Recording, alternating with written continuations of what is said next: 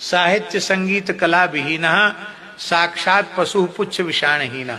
साहित्य और संगीत की कला से विहीन है वो बिना सिंग पूंछ का पशु। एक महापुरुष कहते थे असुर कौन है? स्वर का ज्ञान जिसको नहीं है वो असुर है। ऊट पटांग स्वर लगाता है, बेसुरा गाता है, वो असुर है।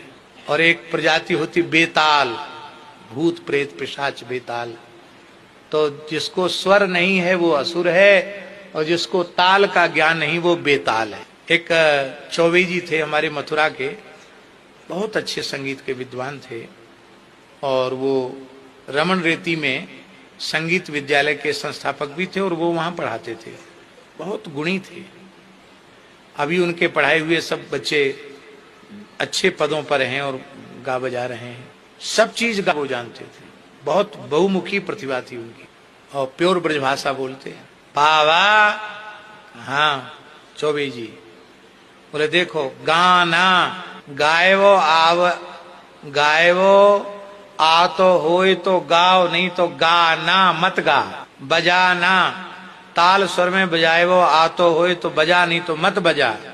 नाच ना नाच वो ताल स्वर में आ तो होए तो नाच, नहीं तो मत नाच। ऐसा कहते थे। गाना बजाना नाचना संगीत संगीत। स्कंद पुराण में लिखा है कि जो ताल स्वर मूर्छना से युक्त होकर के भगवान के नाम रूप गुण लीला को गाकर भगवान को रिझाते हैं, उनको निश्चित वैकुंठ की प्राप्ति होती है। भगवान स्वयं जगन्नाथ जी ब्रह्मा जी से कह रहे हैं। बस यह केवल उदर पूर्ति मात्र का साधन न बने, ये उपासना की वस्तु है। केवल धन का लोभ रखोगे तो केवल धन ही मिलेगा, उसके अतिरिक्त और कुछ नहीं मिलेगा।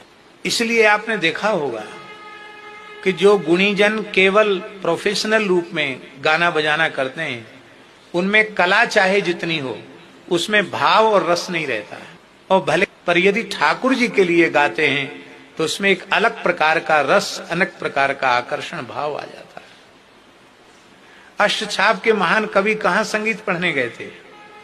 ठाकुर जी को सुनाने के कारण संपूर्ण राग रागनी अपने आप उनमें प्रकट हो गए।